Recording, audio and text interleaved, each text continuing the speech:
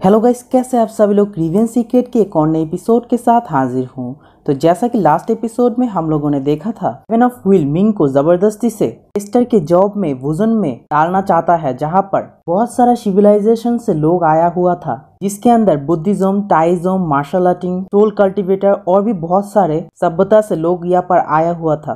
तो अब आगे तो वीडियो शुरू करने से पहले जिन लोगों ने भी मेरे चैनल को सब्सक्राइब नहीं किया, जल्द से जल्द मेरे चैनल को सब्सक्राइब कर दो। और वन के फैमिली के लिए आप लोगों का बहुत बहुत धन्यवाद। आशा करता हूँ आगे भी आप लोग मुझे इस तरह से ही सपोर्ट करते जाएंगे। एपिसोड के स्टार्टिंग में ही मिंग तो अपने मन में अंदर सोचने लगता है, ये तो पता चला है इस स्टेज में सिर्फ अपनी सोल की प्यूरिफिकेशन को देखा जाएगा। और हेवन ऑफ व्हील से पूछता है, क्या यहाँ पर कोई टाइम लिमिट है। अभी हेवन ऑफ व्हील मिंग को कहने लगता है, हाँ, यहाँ पर आप सभी लोगों को कुछ वक्त मिलेगा और आप सभी लोग सेम ही स्टेज में होंगे जब आप वहाँ पर जाएंगे। और यहाँ पर देखा जाएगा कितनी कम समय में आप अपने जैसा लेवल के कितने बंदों को हरा सकते हैं। और वहाँ पर तुम सभी लोग तब तक वहाँ पर रहोगे तब तक तुम सभी के अंदर सबसे ज्यादा पावरफुल लोगों को सिलेक्ट किया ना जाता है। तभी मिंग फिर से हेवन ऑफ व्हील से पूछता है, क्या तियानयान कॉन्टिनेंट में सिर्फ मैं ही एक टेस्टर हूँ जो कि इसमें भाग ले रही है। तभी हेवन ऑफ व्हील कहता है, पहले तो सिर्फ आप ही थे, लेकिन आप टेस्टर बनने की क्वालिफिकेशन को पूरा करने वाली और दो आदमी है, जो लोग तियानजियाओ और दूसरे डायनेस्टी से है। और वो दोनों पहले से ही आपसे आगे चला गया है और वो दोनों आपसे पहले ही वहाँ पर जा चुके हैं। तभी मिंग थोड़ा सा हंसते हुए कहता है, तियानयान कॉन्टिनेंट में जीनियस लोगों की कोई भी कमी नहीं है। मैं वास्तव में लोगों को थोड़ा कम आंक रहा हूँ। अगर इसी एरोगेंट को लिया जाए तो मैं कभी भी स्ट्रॉन्ग नहीं बन सकता।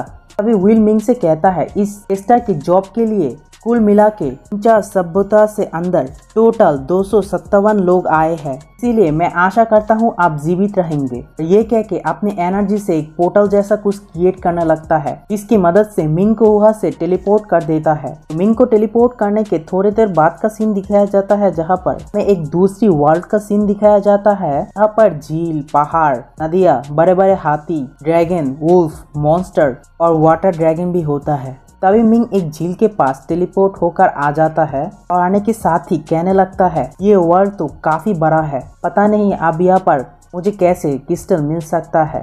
और वहाँ से ही दो भैलों के अंदर से होते हुए जाने लगता है और मन में सोचने लगता है, अगर वो लोग अपनी सभ्यता के अंदर सबसे ज्यादा टैलेंटेड लोगों में से है तो जरूर उसके पास कुछ न कुछ अच्छा जरूर होगा। इसीलिए मुझे पहले मेरी सेफ्टी की चिंता करना पड़ेगा। और थोड़ी देर चलने के बाद कहने लगता है, यहाँ के डेंसिटी किसी भी वर्ल्ड के जैसा नहीं है, या तो ये किसी छोटी दुनिया भी नहीं है, पता नहीं ये कैसे बनाया होगा। जो भी है मुझे तो सिर्फ खजाना ढूंढना पड़ेगा, पता नहीं इतनी बड़ी वर्ल्ड के अंदर मुझे कैसे खजाना मिल सकता है। फिर शॉट बाहर निकल आता है और मिंग से कहता है, ये एक बड़ी दुनिया ही है, लेकिन इसकी आकार तियानयान कॉन्टिनेंट से भी बहुत ज्यादा है, इसी वजह से यहाँ की डेंसिटी आपको ज्यादा लग रही है। और थोड़ा सा सोचते हुए कहता है, ये वर्ल्ड बहुत ज्यादा पुराना है और इसकी डेंसिटी भी बहुत ज्यादा है, जैसा कि मुझे उम्मीद थी। ये मानव जाति की प्राचीन दुनिया होनी चाहिए। मिंग शॉर्ट से कहता है, अगर ऐसा होता तो फिर हम क्यों जानवर को यानी कि मॉन्स्टर को देख सकते हैं, यहाँ पर तो कुछ इंसानों भी होना चाहिए ना। तभी बाई कहता है, मेरे ख्याल से यहाँ पर इंसान होता था, लेकिन किसी वजह से वो लोग यहाँ से चले गए हैं।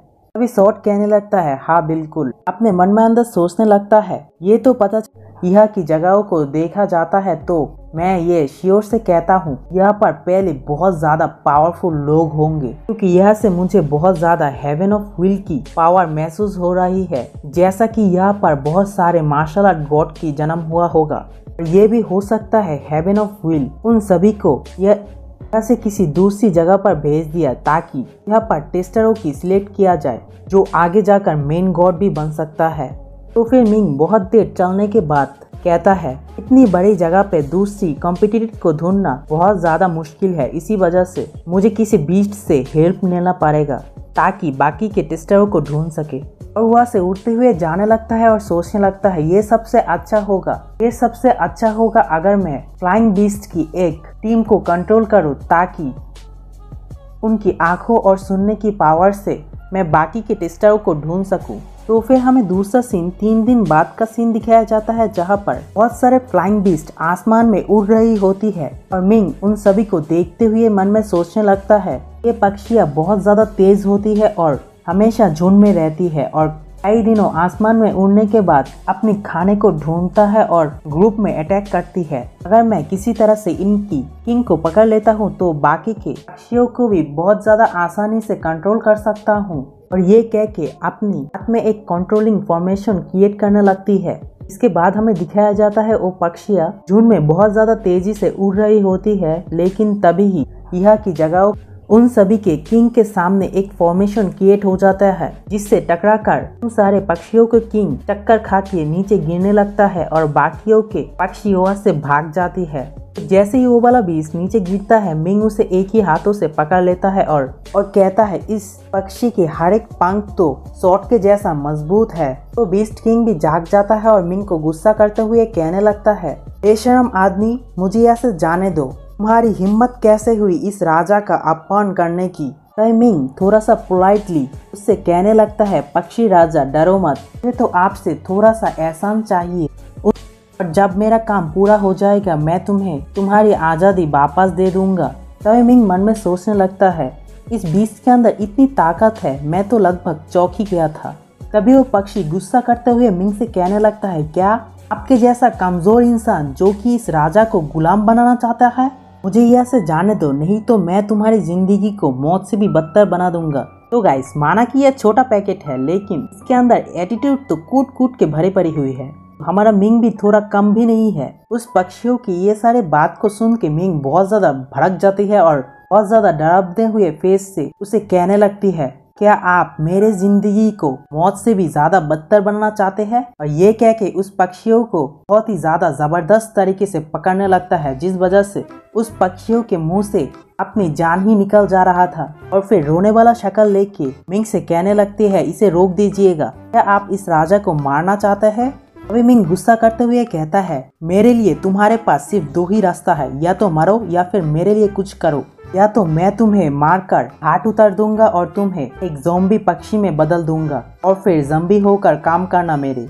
ये राजा जी भी बहुत ज्यादा शौक लंडा है, जो कि मिंग से कहता है मैं जीने की बजाय मरना पसंद करूंगा, लेकिन आपकी गुलामी नहीं करूंगा। तो फिर मिंग उसे लालच देने लगती है। अपनी रिंग के अंदर से एक फायर बेरिस को निकालने लगता है और कहता है अगर आप मेरी बातों को मानेंगे तो मुझे आपको ये देने में कोई भी झिझक नहीं होगा। और कहने लगता है मैं तुम्हें धमकाना नहीं चाहता, मैं तो सिर्फ तुमसे थोड़ा मदद चाहता हूँ और इसके बदले में तुम्हें ये बेरी भी दूंगा। तुम सिर्फ अपने आदमियों के साथ मेरी मदद करो, उसके बदले में मैं तुम्हें ये आग से बनी बेरिस दूंगा। तभी वो किंग लाल टपकाते हुए कहता है वाह, इस फायर बेरिस की कितनी अच्छी महक है, मुझे इसे दे दो, मैं इसके बदले में कुछ भी करने के लिए तैयार हूँ। और फिर मिंग वो बेरी को फ्लिप करते हुए उस पक्षी को दे देता है और फिर वो पक्षी उसे खाने के बाद मिंग से कहने लगता है ये बहुत अच्छी चीज़ है, ये बहुत स्वादिष्ट और डिलीशियस है। और थम्स अप करते हुए कहता है हाँ ठीक है, तुम्हारी शर्तें मुझे मंजूर है। तो फिर मिंग उस पक्षी से कहता है यहाँ पर मेरे जैसा और भी सारे लोग हैं, तो मैं चाहता हूँ आप अपनी सेना से कहिए उन सभी को ढूंढ निकाले, और अगर आप लोग उसे ढूंढ लेते हैं तो फिर मुझे आके बताइएगा वो लोग क्या कर रही है और कैसे इस जगह को एक्सप्लोर कर रही है और उनके पास क्या क्या चीज़ है। अगर आप लोग मेरे इस छोटे काम को पूरा कर देती है तो मैं आप सभी के लिए बहुत सारा फायर बेरीज दूंगा। तो ये सुनने के बाद पक्षियों के राजा अपने सभी लोगों को बुलाने लगती है और उन सभी को बाकी की टेस्टरों को ढूंढने के लिए काम में लगा देती है, जिस वजह से वो सभी लोग चारों तरफ बिखर जाता है।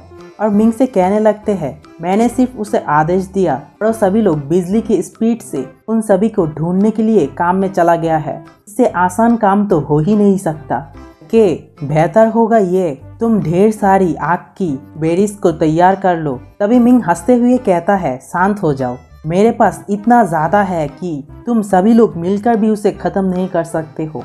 तो यहाँ पर मिंग और इस बीस्ट के साथ बहुत अच्छी दोस्ती हो जाती है। तो इसी कंसेप्ट के साथ ये वाला वीडियो यहीं पर एंड करता हूँ। अगर वीडियो अच्छा लगे तो चैनल को जरूर सब्सक्राइब कर दीजिएगा। आप सभी लोगों से एक रिक्वेस्ट है, 1 के तो हो गया, अब 2 के कब कंप्लीट कर दोगे? तो फिर मेरे चैनल में जाओ और जल्दी से जल्दी 2 के कंप्लीट कर दो। और जब मेरा काम पूरा हो जाएगा मैं तुम